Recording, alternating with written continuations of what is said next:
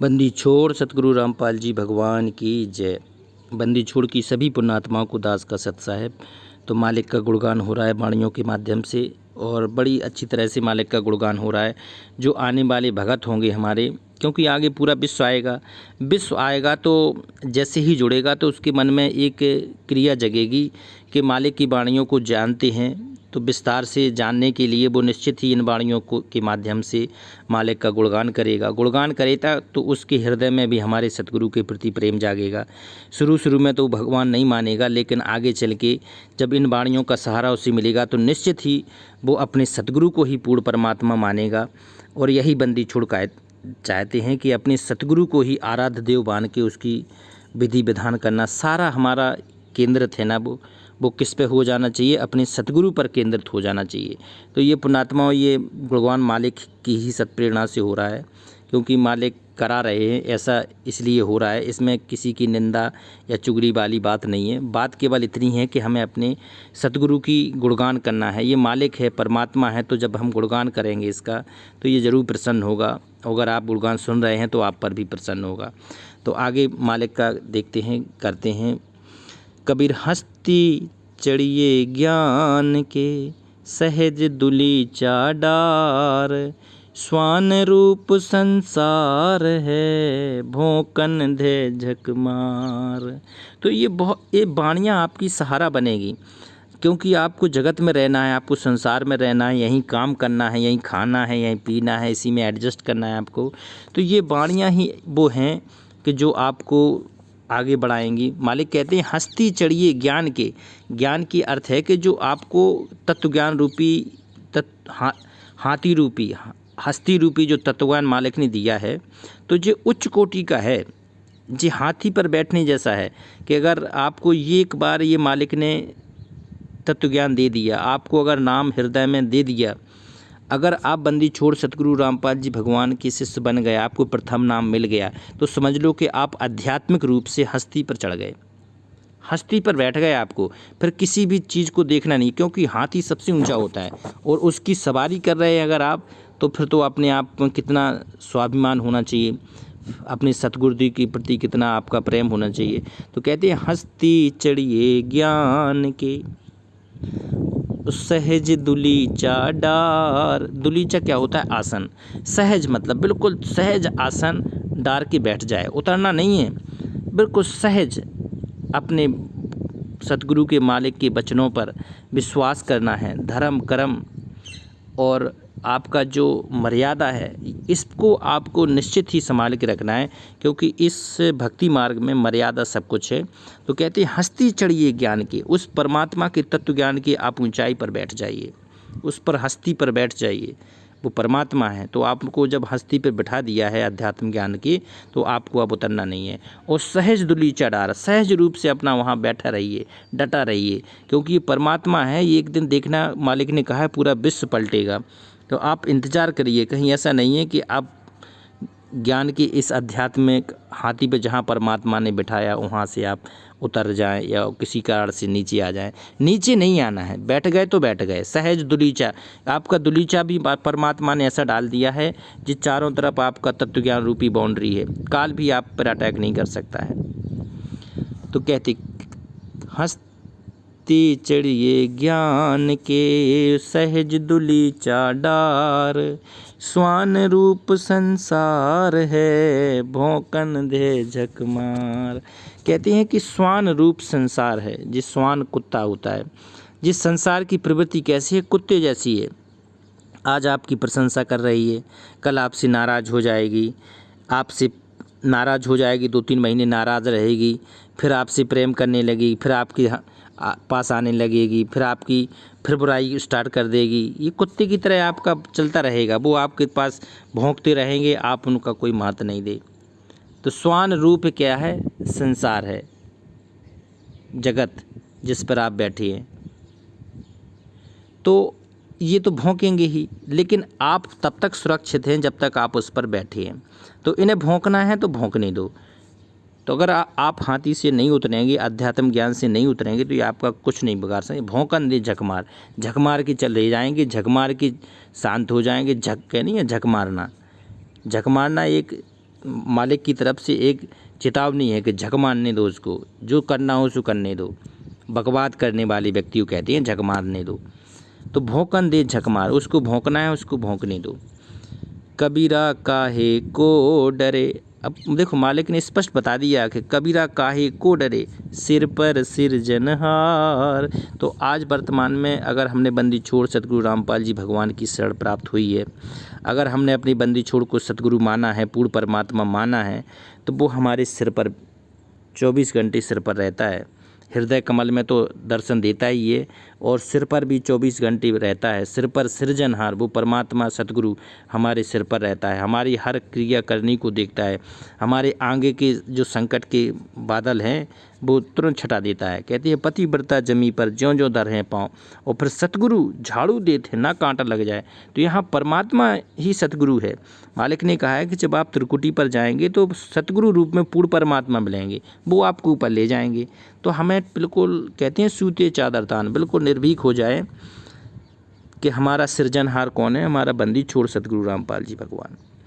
तो कहते हैं कबीरा काहे को डरे, सिर पर सिरजनहार, और हस्ती चढ़ डरिए नहीं, कुकर भुसे हजार। हस्ती चढ़ डरिए नहीं, जब आप हस्ती पर बैठे ही हैं, जब आध्यात्मिक रूप में आप इतनी ऊंचाई पर बैठे ही हैं, आप प्रथम मंत्र के जाप कर ही रहे हैं, अगर आपको सतनाम मिला सतनाम का जाप कर ही रहे हैं, सारनाम मिला सारनाम का जाप कर ही रहे हैं, तो आप निश्चित ही उस अध्यात्म रूपी हस्ती पर चढ़े हैं। तो फिर भौंकन दे कुकर भुसे हजार, फिर हजारों अगर कुत्ते भी भौंकते हैं तो उन्हें भौंकने दो, उनका अपने ऊपर कोई प्रभाव ना पड़ेगा, ना आपको उनके बारे में कुछ सोचना चाहिए, ना किसी प्रकार की चिंता नहीं चाहिए, क्योंकि ये हमेशा चलेगा। आपको पार होना है, अपनी क्रियाएं आपको अपनी सुधारनी है, और जिसे बकवाद करनी है उसे करने दो। कहते हैं निंदक नीरे राखियो आंगन कुटी छवाए, और बिन साबुन पानी बिना वो निर्मल करे स्वभाव। वो निंदक व्यक्ति आपका स्वभाव सही कर रहा है, निंदक को आप जरूर अपने पास में पाल के रखो, लेकिन दूसरों की निंदा ना करो। दूसरों की निंदा करना नहीं है, सुनना है, ठीक है। कबीर आबत गारी एक है, उल्टा होए अनेक। जे भौंक रहा है कुत्ते नीचे, वीडियो भी नहीं बनाने देते अच्छी तरह से, मालिक का गुणगान भी नहीं करने देते, देखो भौंक रहे। कबीर आबत गारी एक है, उल्टत होए अनेक, कहे कबीर नहीं उलटिए वो रहे एक की एक। कबीर साहब कहते हैं कि आबत गारी एक है, अगर किसी ने आपको गाली दी है, वैसे तो अगर आप वास्तव में बंदी छोड़ का जो तत्वज्ञान है, अगर आप भगत हैं तो आपको कोई गाली देगा नहीं, लेकिन ये जगत है, ये काल का लोक है, यहाँ तो गाली भी पड़ेगी और मार भी पड़ेगी। जब हमारे सतगुरु को भी नहीं छोड़ा इन्होंने, कहते हैं कि सतगुरु की एक तो 2008 में कितने रिमांड से गुजरना पड़ा, अभी 1 महीने की 2014 में रिमांड से गुजरना पड़ा। जब परमात्मा को नहीं छोड़ेंगे, परमात्मा को मारेंगे तो हमारी क्या औकात है, हम भी गली गली कुटेंगे, ठीक है। कहते हैं आबत गारी एक है, अगर आपको कोई गाली दे रहा है तो वो एक ही है, वो उसका स्वभाव है, वो गाली दे रहा है, उसकी प्रकृति में है, उसके नेचर में है, और उल्टा होए अनेक। तो अगर तो भक्तों के लिए सतगुरु ने बताया कि आपको नहीं उलटना है, आपको बोलना भी नहीं है, जवाब नहीं देना है, आपको ऐसी स्थिति में शांत और अधीन रहना है। तो आबत गारी एक है, उल्टत होए अनेक, कहे कबीर नहीं उलटिए वो रहे एक की एक।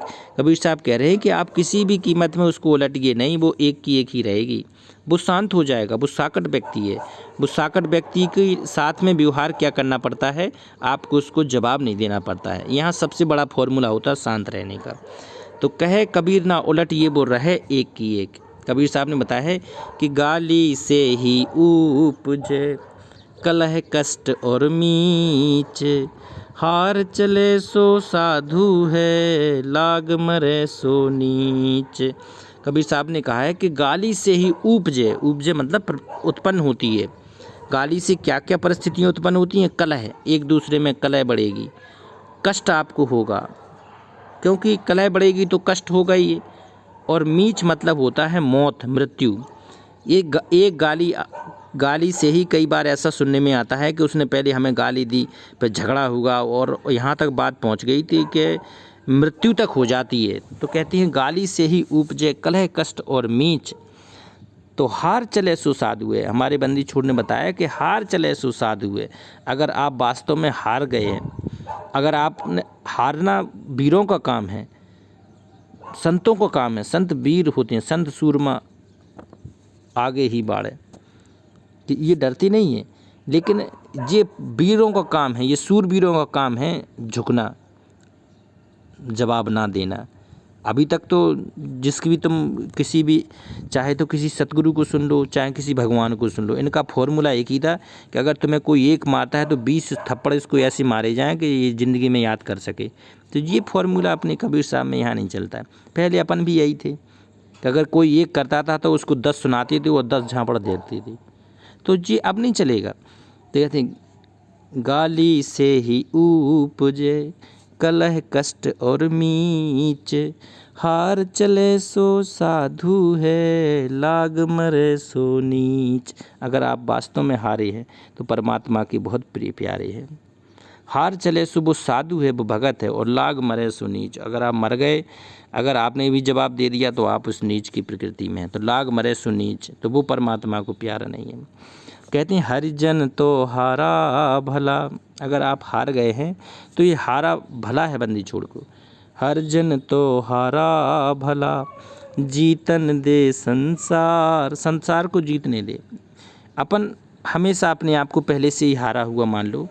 अगर जो आपसे बात कर रहा है तो उसके सामने कह दो कि हमें तो कुछ ज्ञान है नहीं, क्योंकि आप उसका अनुभव ज़्यादा हैं, आप ज़्यादा बड़े हैं, आप समझदार हैं। तो जीतन दे, उन्हीं को जीतने दो, जगत वाले आदमी को ही जीतने दो। और कोई भगत है जो कबीर साहब को 600 साल पुराने कबीर साहब को इष्ट मान के पूजा कर रहा है, सतगुरु अपने सतगुरु रामपाल जी भगवान को मान रहा है, लेकिन पूज रहा है कबीर साहब को, तो ऐसे व्यक्ति भी कहते हैं ये भी आपको दबाने की कोशिश करेंगे कि कबीर साहब का ये त्यौहार है, कबीर साहब का वो त्यौहार है, कबीर साहब का ये त्यौहार, तो आपको नहीं मानना है। तो ये क्या है, हर जन तो हारा भला जीतन दे संसार। अगर कोई ऐसा भी आपके सामने, कोई भगत भी आपसे अगर उलझे तो उसको भी जीतने दे कि भैया तू सही है, मैं गलत हूँ। तो हारा तो हरिसो मिले और जीता यम की डार। तो आप जो भगत हैं, आप हार जाएंगे तो आप निश्चित ही उस पूर्ण परमात्मा को मिलेंगे।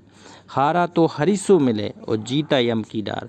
और जो जीत गया वो तो नालायक है ही, उसे तो कुछ ज्ञान है नहीं, क्योंकि जीतने के वो अपने आप को तो सीना फुला सकता है, लेकिन उस परमात्मा, उस सतगुरु की नज़र में वो फेल हो गया। जगत का है तो भी फेल हो गया, भगत का है तो भी फेल हो गया।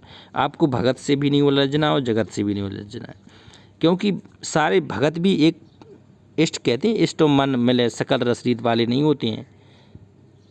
क्यों नहीं होते हैं? क्योंकि उन्हें तत्वज्ञान समाहित नहीं होता है। ये बंदी छोड़कर तत्वज्ञान जिसको समाहित हो जाएगा वो सतगुरु के अलावा किसी की तरफ देखता भी नहीं है। अगर कोई कहे कि 600 साल पुराने कबीर साहब का प्रकट दिवस है, ज्ञान दिवस है, बोध दिवस है, वो झांकेगा तक नहीं, क्योंकि वो उसे ज्ञान है कि सतगुरु ही सब कुछ है। सतगुरु पूर्ण परमात्मा, सतगुरु, तो सतगुरु ही उसका सब कुछ रहेगा। और मन में उसके क्या भाव रहेंगे, हे परमात्मा आपने 8 सितंबर 1951 में प्रकट होके, क्योंकि सतगुरु प्रकट ही होता है ना। सतगुरु जननी जने जाके माना बाप, और पिंड ब्रह्मांड से रहते ना वहाँ तीनों ताप। तो आपके हृदय में ये रहेगा कि मालिक वो क्या दिन रहा होगा 8 सितंबर 1951 जब आप उस सतलोक से इस मृत मंडल में प्रकट होके आए हैं।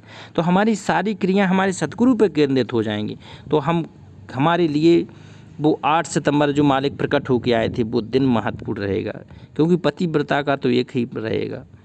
तो ये सारी बातें पुण्यात्माओं आपको भी अब आगे बढ़ानी है और सच्चे भक्तों के साथ में रहनी है, सच्चे भक्तों से साथ संगति भी करनी है।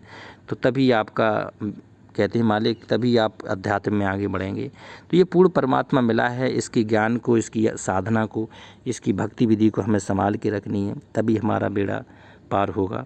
तो कहते हैं कि एक बार बंदी छोड़ का जयकारा लगाते हैं, बंदी छोड़ सतगुरु रामपाल जी भगवान की जय। सत साहेब।